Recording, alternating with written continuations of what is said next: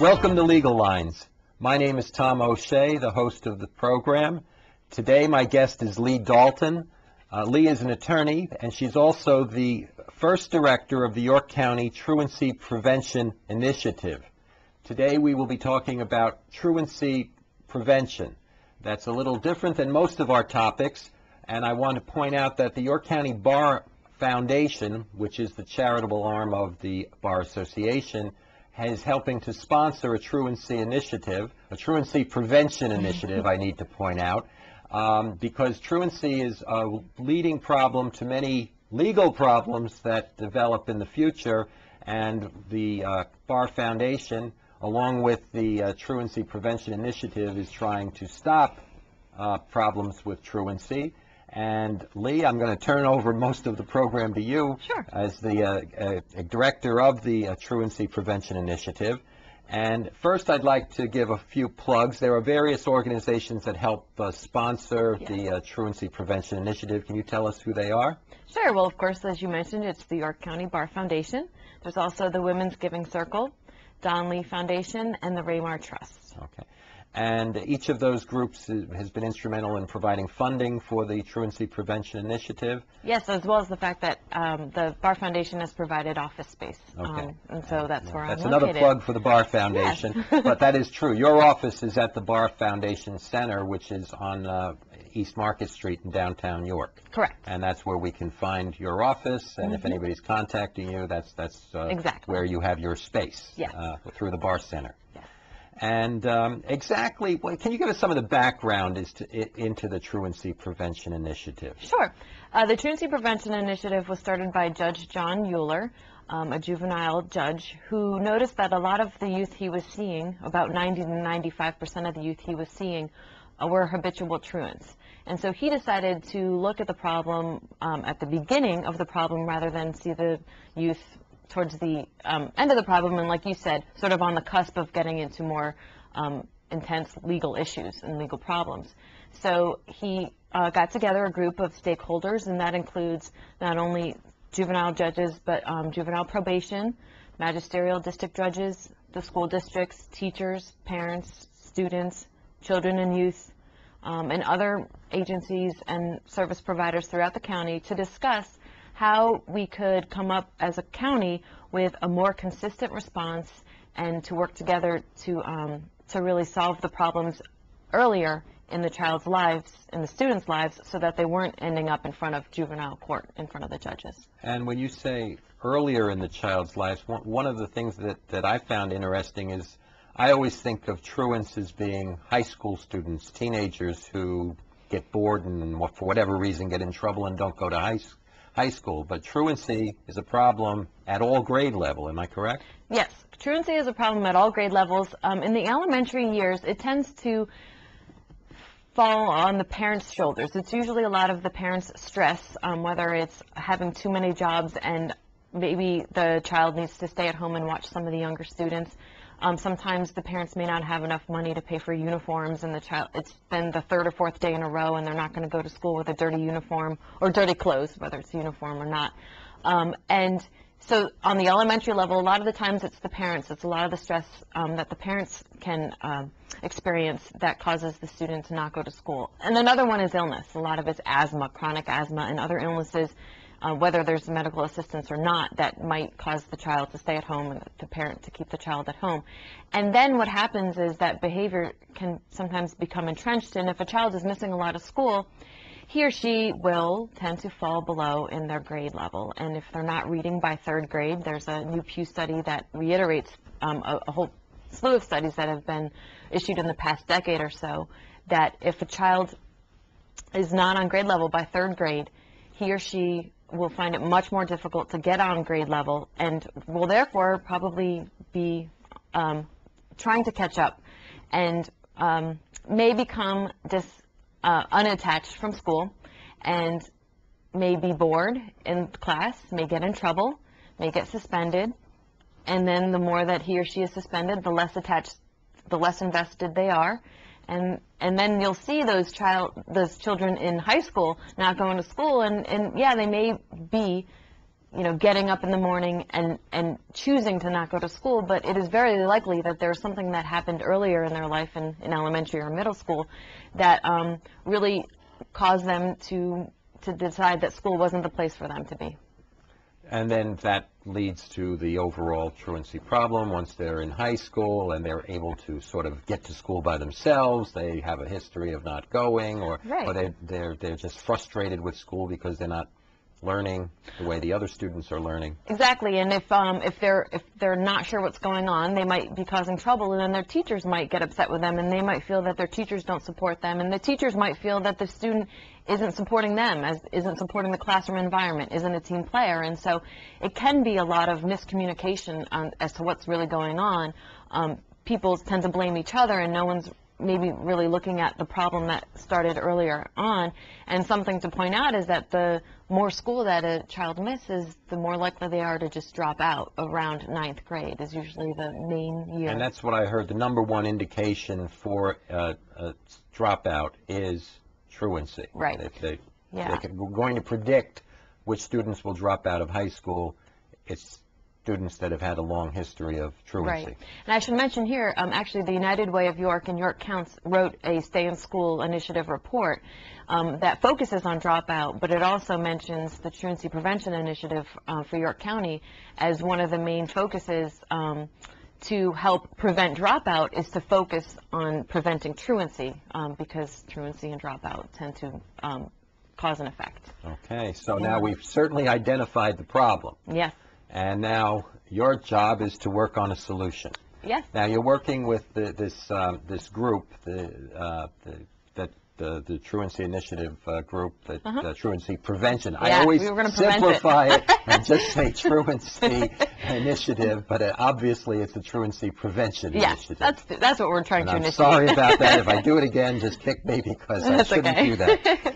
But what exactly are you trying, what are the programs that you are putting in place? Well, let me just make it simpler or maybe more complicated. Yeah. But exactly, what is your role as the director of the Truancy Prevention Initiative? Well, my role is to gather feedback from the community. Judge Euler, like I mentioned, has been involved in this, and he often receives phone calls and emails from parents and from school districts and from children and youth and other government agencies, juvenile probation, frustrated with the way that the policies are set up, the way that schools deal with truancy, the way that parents are responding to some of the protocols. And so part of the Truancy Prevention Initiative was to create one countywide protocol that was started around in 2005, 2006. They started this countywide protocol that schools voluntarily agree to follow, and children and youth and the magisterial district judges also follow. And there are some problems with that. I mean, schools still do things differently, and so what I'm doing is I'm trying to look at the way that the protocol is being implemented currently, and to sort of determine what is working and what isn't working. We are looking at alternatives to fines. That's one of the other charges that I have, is to find a way to engage a student rather than to slap a fine on a student and to say, hey, you've missed school, let's pay me some money. As we mentioned before, some of the issues that cause the child to miss school, even if it's intentionally, is because they have a reason. They became disenchanted with school at some point, and so we're going to try to find a way to reconnect them. And so we're looking for programs to place the children in before they get to the point of having to be given a fine. Okay. Now you're working with all the school districts in York County. Yes, correct. And this is a problem that exists in every school district. Yes. It's not, and there might be some school districts that have a higher truancy rate, but it's not something that only exists in a few school districts. It's countywide, across the board. Well, because the issues that cause the truancy exist everywhere, whether it's the issues of poverty and parents having too many jobs and having to time manage and not getting the kids to school on time, and a child being below grade level and saying it's not worth my day at school. That happens everywhere, whether you're rural, urban, suburban. So it has varying effects, but yeah, it certainly exists throughout the county. And part of your job, as I understand it, is trying to collect data from the various school districts with respect to the truancy issues, and I understand one frustration that may exist is each school district has different standards as to what truancy is. Yeah, the Pennsylvania state, they have some recommendations on what a school district should do. And truancy, as a definition, is the chronic, unexcused absence from school. What day, how many days a child is unexcused absence, how many unexcused absences equal three, is it 3 days of unexcused absences and then you send them to court for you send a citation home, or is it 4 days, or is it 5 days, and that varies from school district to school district. Varies from school district to school district. If you're tardy to school, is that considered one excused absence, a whole day, or is it considered a part of an unexcused day from school? If you're sent home an early dismissal and you don't have a proper, legal excuse, is that considered an unexcused absence or part of a day of an unexcused absence? And so, because every school district defines that numerical definition in a different manner, then you really end up with different data that varies. And so we're working on trying to create one consistent definition to say, on the 3rd day, that's when the citation goes home. And on the 6th day, that's when children and youth will be given a letter to help the family out. And that's another thing to mention, is we're trying to work with children and youth not to go and, take your child away. If you're a parent and your child has missed 6 days of school, the children and youth is really trying to turn itself around and to consider ways that it can help the family to better manage its time, to rely on the community and other people in their lives that might be able to help them get the child to school, or maybe give the daycare, or provide a washing machine and a dryer for the uniform that's dirty, or the clothes that are dirty. So, and that's another part of my job, is to really open up the lines of communication to say, well, how have you been frustrated with this protocol and with the truancy problems, and what can we do to really lay everything out and to find solutions. Now, you're using the word protocol a lot. Exactly what does that mean? Protocol, so we have the law. The law is, after X amount, it depends on the school district, but after X amount of unexcused absences, a child is given a parent is given a citation. And the protocol is the way that we implement the law. It's what is the day-to-day actions of the school. So on the 1st day of an absence, the school will call the parent. The 2nd day of an unexcused absence, the school will call the parent again. So it's the day-to-day, what exactly is being done by the school and by the agencies to follow the law. And you would hope that the school districts would be consistent. And if a citation is sent out, it's my understanding that it goes to the district justice court? Yes, yes. Okay, so then you're hoping for consistency at district justice court level. Correct. As to what would happen to someone who is truant. Yes. I mean, and that helps, because if we were to have a countywide consistency in the way the law is handled by the schools and by the district judges, then, we could really inform parents countywide. I mean, we could really start to provide information, and you could call me at the Bar Foundation, and I could explain the law and know with certainty that I'm explaining it in a consistent fashion. Yeah, I'm going to cut you off right here. Sure. It's time for us to take a break. This is Legal Lines. Thank you.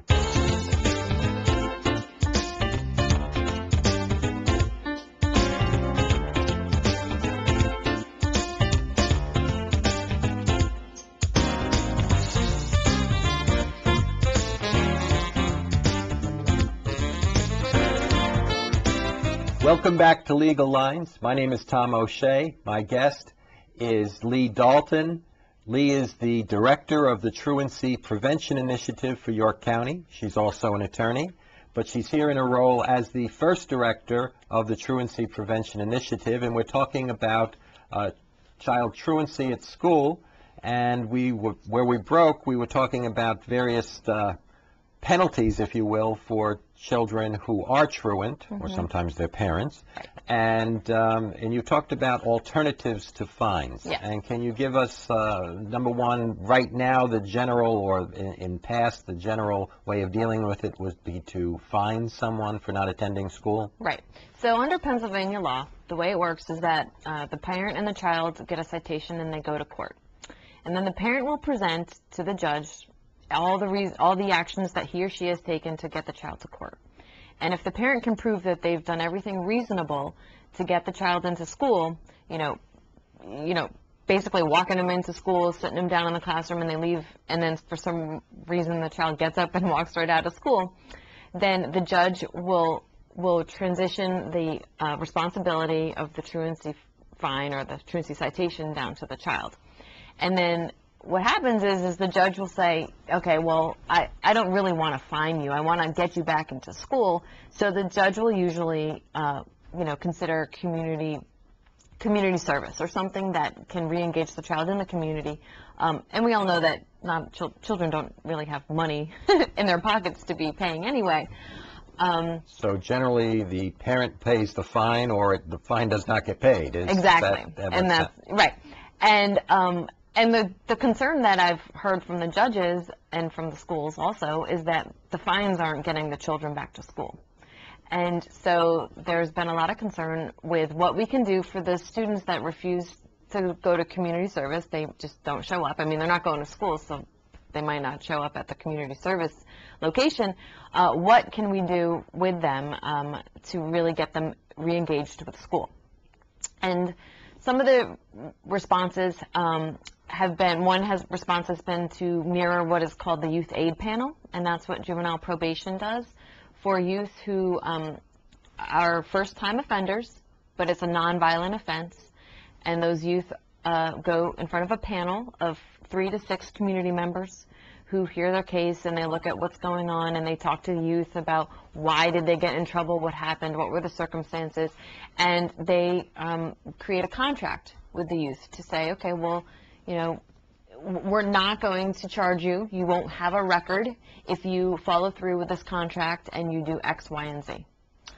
And so that is something we are considering on a truancy level. It won't attach to the juvenile youth aid panel, but it would be sort of like a truancy aid panel.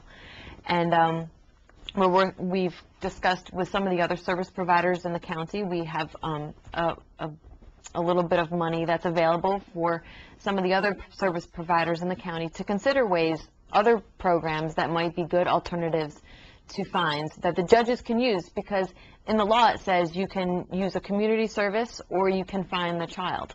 Well, we don't have a good database, a good list of community services. So that's what we really want to work on, and we want to expand so that the judge can say, in this instance, you can go to the youth aid panel. Well, when you say a youth aid panel, is the panel consist of various individuals who... Voluntary community members. Oh, what type of people would be on a panel? Anybody, any adult that is interested in working with a child and trying to help our community re-engage children back in school. So you're looking for volunteers? Yes, we are going to be, and it's very early stages, but yes, we would love anybody who's interested. Certainly call me at the Bar Foundation, and I would be glad to give you more information about when we're going to try this initiative out. Okay, and you also mentioned before we went on the air about programs of mentoring. Yeah, that is another consideration. Something that we are trying to do in York County as we look at truancy, solutions for truancy, is to look at evidence-based programs. And one of the most consistent factors in any program that has ever worked in the nation has been an element of a consistent relationship with a caring adult. And so you can come up with any iteration of a program, but the main factor that re-engages that child in life and back in school and back to be a productive citizen and to have goals about their future is a consistent relationship with a caring adult. And so it's another path that we are considering, and again, we're looking at service providers, and of course funding is always an issue, but and volunteers and manpower, but just people that are interested in having one child that has been deemed truant and maybe doesn't pay the fine, but has, a real future, but just hasn't realized that future and is not attending school. So having an adult that can help guide them and help, bounce off decisions and make better choices. Okay. One of the things that I know we want to talk about is the Truancy Summit. Yes. Now, tell us what that is and when it is and all of the details. Sure. The Truancy Summit is an opportunity for me and the other folks who work in the Truancy Prevention Initiative, and that is just any stakeholder in the community. It's a way for us to open up the lines of communication and the brainstorming opportunities to families and the students and the teachers. And all the issues we've discussed in the first half of the program in terms of the data collection and the laws, and how does getting a citation after 3 days of an unexcused absence, how does that affect a parent? How does that affect the child?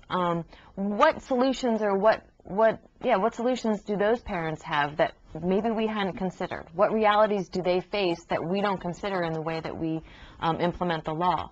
So that's part of the summit, is to really get some feedback. It's a way for the agencies to, as well, and the judges and the court system, to really sit down and discuss where they could work together and better collaborate.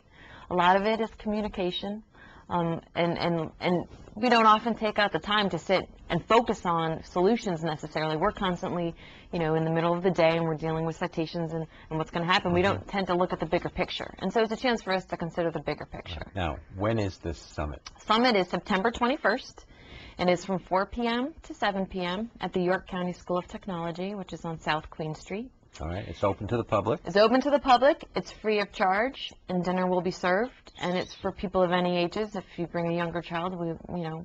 So the public's welcome to attend. Yes. Do they have to make a reservation, RSVP? Very good point. If you go to United Way of York's website, which is www.unitedway-york.org, there's in the next week or so there will be a link to register. And there will be a description of the summit, and we will have breakout sessions, and there will be descriptions of the breakout sessions, data collection, discussing the law, how can we improve the way that the law is implemented in the schools. There's also going to be sort of a separate summit, a separate track for the youth. We are inviting any of the youth that may receive a citation to court or may receive a fine. We are inviting them to attend the summit instead of the citation or the fine. We are still trying to work out the details with the school districts and the judges, but most of those people have been really receptive to that alternative. So this would be a breakout section for youth who Yes. are in trouble with truancy? Well, and it could be the honors student, it could be the student council president. It's any youth, really, Okay. but it's an opportunity for those youth to who might be facing a fine or citation to have an alternative. And we are going to have a panel of students who have dropped out to sit and to talk with the students and to say, you're going down the wrong path. These are the reasons I suggest that you re-engage yourself in the schools. Okay, so there'll be a number of breakout sessions. Is it necessary to sign up ahead of time for which breakout session you wish to attend? That'll be part of the registration. However, I should mention that if, say that you don't hear about the summit until the day before, you're welcome to come. It's not that you have to register. It's really a logistical matter of how big are the breakout sessions and how much food should we make. How much food? Because Exactly. you said dinner's available between 4 and 7 p.m. Yeah. So you have to feed all those people. Exactly. So it's just logistical. Okay, well that'd be great. And can you tell us what type of breakout sessions there would be? Sure. Well, the first half is going to be looking at some of the problems we're facing, and that's how can we collect better data? Like what data are we collecting now, and what could we do to find better data? So that's part of the issue of consistency between school districts as to when they consider someone truant or when they send out a citation or notify parents. And when we as a county, when we look at a child who's truant, maybe looking at their grades as well, or maybe are they suspended a lot? And have they been to counseling, or have they had any interventions? Like, maybe those are some of the things we should be considering, because like I said, truancy is really it's a larger problem. It's not. It's the cause of a larger problem. There's other things that cause truancy, and truancy isn't really the problem. It emulates from other things. And Right. so, looking at sort of the history of the child is something that we're considering. And like I said, parents and students may have other ideas, and teachers that we haven't considered. So that's one of the breakouts. So you're looking for ideas. Yeah, we're looking for ideas. The other one is, like you said, the inconsistencies with the policy and the process. What could we do to help parents out in terms of the way that the schools are looking at the truancy laws? Is it easier to have, should we do 4 days until there's a citation? Is there, are the attendance policies accessible? Do the parents understand those policies? Do they, I know that they have to sign in a student handbook. Mm-hmm. Usually the parent and the student sign that they understand. is there a better way for us to explain it? Are they just signing it because they get, you get a lot of paper as a parent. You get just all these forms, and the kid dumps it out of the backpack onto the kitchen table. Is there a better way that we could do this where parents are understanding what they're signing off on? And so that's part of the process too. Are there any breakout sessions specifically for parents who have a problem getting their child to attend school? Well, there's going to be a parent focus group. So that's going to be a free-for-all. So parents there are going to be questions, but the questions will sort of be like, what are your issues? You as a parent, what problems do you have getting your child to school? What resources do you wish you had? Because another thing that we're working on is communication of what exists. There are a lot of resources in York County, but not all parents know about those resources, and not all the schools are. If the schools knew about the resources, then they could tell the parents. So we're working on trying to make things a little bit more accessible to the parents and students, and so communicating that and hearing from the parents will help us to better serve our community. And do you have representatives there from the various school districts? Yes, we have talked to all the school districts to let them know about the date. I know that there will be administrative staff, there should be, from all the school districts. We have talked, teachers can actually receive credit, some of their professional development credit for attending, so we're hoping to get some teachers involved as well. And of course the parents and the students are going to have that as an alternative to citations and fines, and so we hope to get some of them involved as well. And we've opened up, one of the breakout sessions is for businesses to talk about how students who are truant and may potentially drop out affect the workforce. So that's one of the breakout session. Well, as we started at the very beginning, truancy is a problem that leads to many more of society's ills. Yes. And if we can nip it in the bud, then, number one, it affects the dropout rate, and then I'm sure there's some correlation between crime and, and the dropout rate, etc.